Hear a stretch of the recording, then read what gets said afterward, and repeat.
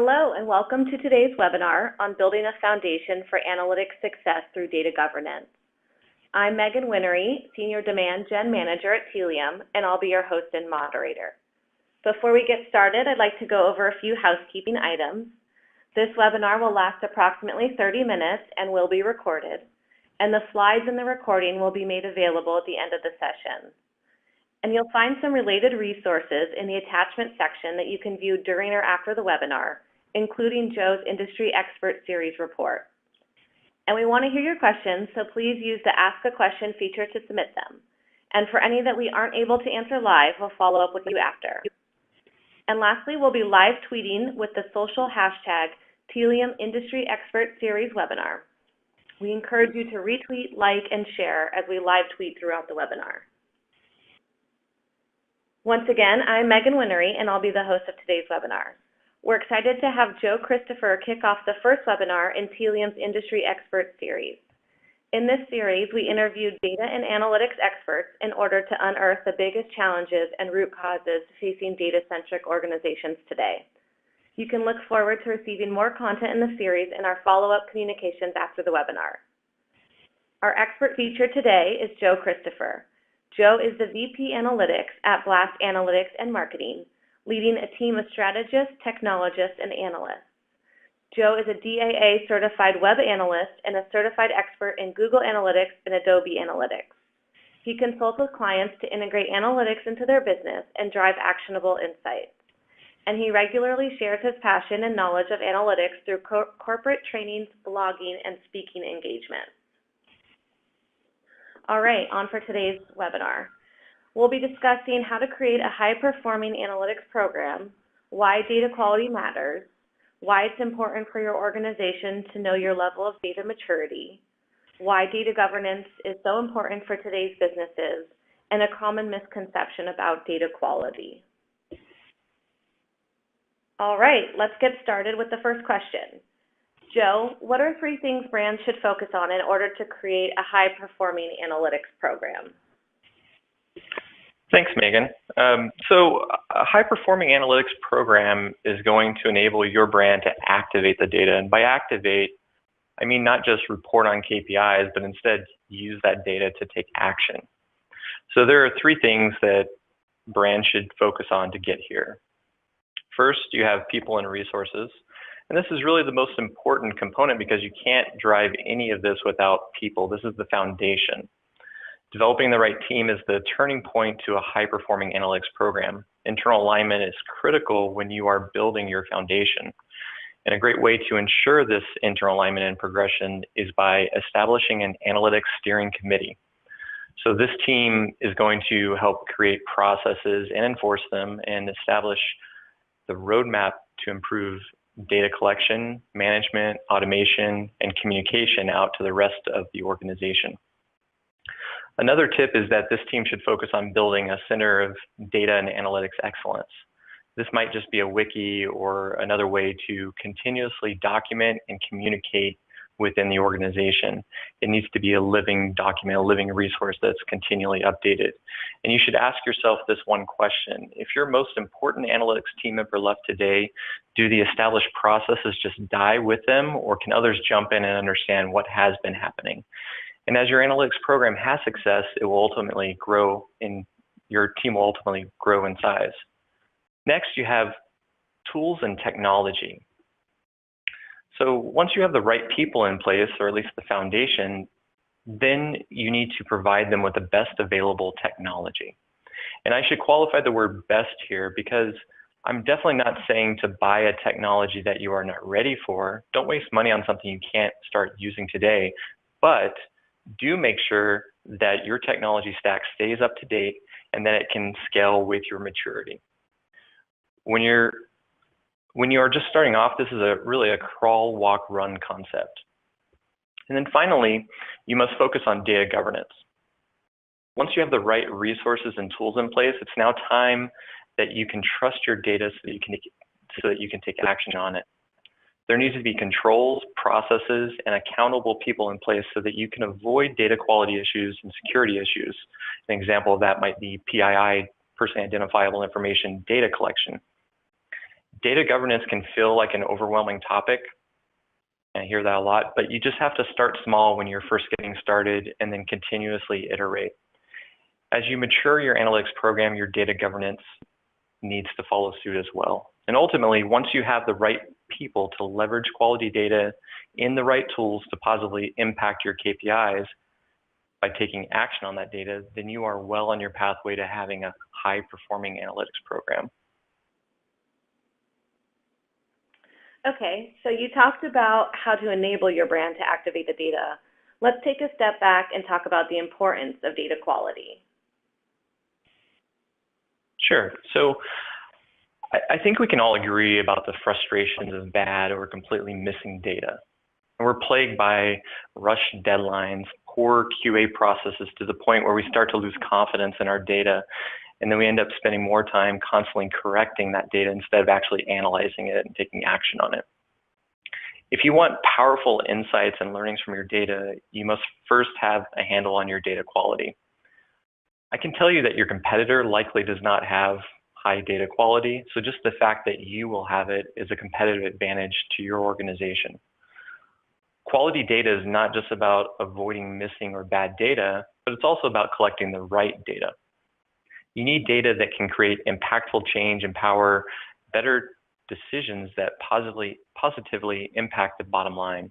I often see brands with a lower analytics maturity launching new features and not communicating or thinking through a data collection strategy. They then approach the analysts and ask them, how did this new feature perform? I'm sure we've all encountered something similar, and it's about getting the right processes and data governance in place to ensure that you are prepared to answer the right questions at the right time. And finally, everyone should be performing regular data audits. I'd recommend quarterly audits as a health check to ensure that the data you think you are collecting is accurate and available. As part of a data audit, you should document the team's understanding of where data is located, what the organization is doing with that data, and who has access to that data.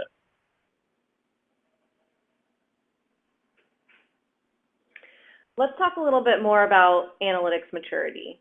So why is it so important to know your brand's maturity level? Sure. So as you look to develop your culture of analytics in your organization and build your high-performing analytics program, there's no better place to begin than assessing your maturity level baseline in order to get a clear understanding of your starting point. Essentially, where are you at today? An analytics maturity assessment process will provide you the results you need to communicate where you're at today and help you inform targets of where you need to be in the future. There's several analytics maturity assessments on the market. At Blast, we've developed our own assessment that surveys a handful of stakeholders in the organization. And so stakeholders are often going to be people that play a role in collecting, storing, and using the data. These stakeholders are surveyed across 6 key process areas: strategy, governance, data management, business decisions, methodology, and resources. And the results of these responses are then used to categorize your organization as that of either a laggard, follower, competitor, leader, or an innovator in regards to your organization's maturity. And your analytics maturity assessment can't stop here, though. You can't know where you are going unless you know where you are. The results of a maturity assessment will allow you to build a roadmap to prioritize and effectively address the gaps that exist today and help you head towards where you need to be. And having a good handle on your analytics maturity level will significantly increase the likelihood of developing this high-performing analytics program that we've been talking about today. Thanks, Joe. So given the recent implementation of the GDPR and e-privacy regulation and even the pending arrival of the California privacy law, data governance is in the spotlight. So can you explain why data governance is so important? So without data governance, you have no idea as to the quality, security, and the adoption of your data. So I don't know about you, but I can't be effective without knowing these things. Data governance is really about understanding the data in your organization and doing right by your customers. You must avoid situations where you are exposing their personal data to places where it doesn't belong, or you can't use their data in ways that goes against your privacy policy. So if your organization doesn't have a focus today on data governance, it will soon. And as Megan mentioned, we have GDPR and California Consumer Privacy Act, which was recently approved. The tides are starting to change to force organizations to do things that they should have been doing all along. And there may be painful hurdles ahead to become fully compliant, but when you step back, the intent of these laws is positive, and they're going to force organizations, they're going to force data governance through an increased understanding of data and by ensuring that you are honoring your commitment to your customers. I heard this phrase one time and it really resonated with me to really sum this up. Essentially, it's say what you do and do what you say. And I think that's really key here when we're thinking about this.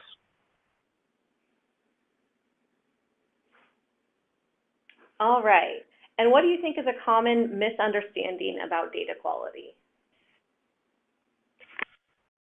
So even though we talked a lot today about the importance of data quality, I don't want you guys to get lost in the quest of perfection.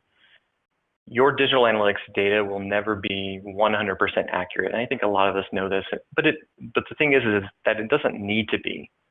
Instead, spend your time really understanding your data and working to improve the quality by fixing issues and identifying new opportunities.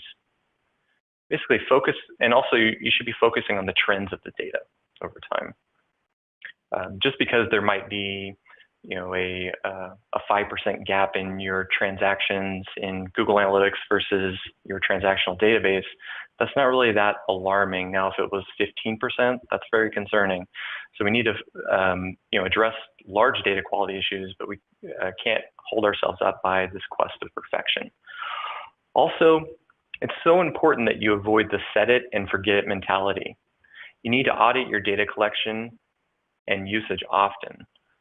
The KPIs can evolve over time the same way your business, technology team, and overall maturity should be evolving. If you aren't leveraging the data, you need to ask yourself, why are you collecting it? Finally, I'll end with a call to action of proactivity. And while perhaps difficult under constrained resources, proactivity really is the best way to stay ahead of your data quality issues. Don't wait for there to be an issue. Don't wait for an emergency or a high-profile public issue that will cause a much more panicked approach. To sum it up, get ahead of your data. Thanks, Joe. So a lot of what we talked about today can be found in Joe's Industry Expert series, which is linked in the attachment section. And we also have some other great resources featuring Joe and Blast Analytics, so be sure to check them out. All right, let's take some questions. Once again, please use the Ask a Question feature and we'll start taking them. All right, first question, Joe. Do you have any specific ways to improve data quality? Yeah, that's a great question. So I recommend starting with auditing or performing a health checkup on your data. Going back to what I was talking about earlier, you really need to know where you're at today in order to know how to improve that data quality. And this will help with providing, clarity on those potential quality issues. Also, talk to the people that use the data. What are they doing with that data? Is it meaningful data? Finally, data quality is not just it's not a one-person team, or at least it shouldn't be. So when you're assessing data quality, this really should be driven by that steering committee that I mentioned earlier, that has the executive sponsorship so that it can really do this the right way, and it has the authority to make an impact and improve that data quality. So those would be the tips that I would have to improve that data quality. Thank you. We actually have another question about the analytics committee and who should be on it. Yeah. I mentioned earlier the analytics steering committee. And so who should be on that? The analytics steering committee needs to be diverse and also contain members that can influence change in the organization, that executive sponsorship. I'd recommend titles such as the CMO, Director of Technology or IT, the senior web analyst that's using the data. The representation on this committee can then be more effective, can then effectively meet to address the opportunities within the organization so that it benefits the entire organization's success. Great, thanks, Joe. All right, next question. Do you believe more in the principles or checklist when it comes to assessing quality and maturity issues? Yeah, I think the base of it, you have to have principles, but ultimately we're driven by, at least the way that I work, I like to have checklists to make sure that things are getting done, that we're progressing, but it has to be bound by principles. So I think it's a little bit of both of these when it comes to assessing, quality and maturity. But again, to the last slide that I was presenting on, don't get stuck by that quest of just absolute perfection. It has to really be a balanced approach with this. Great, thanks, Joe. All right, next question. How does employing data governance practices help improve data quality? Yeah. So the function of data quality is really just a subset of data governance program, and you can't have data quality without governance. So again, I mentioned earlier about governance being this, this word that overwhelms people, but really just step back into what it is.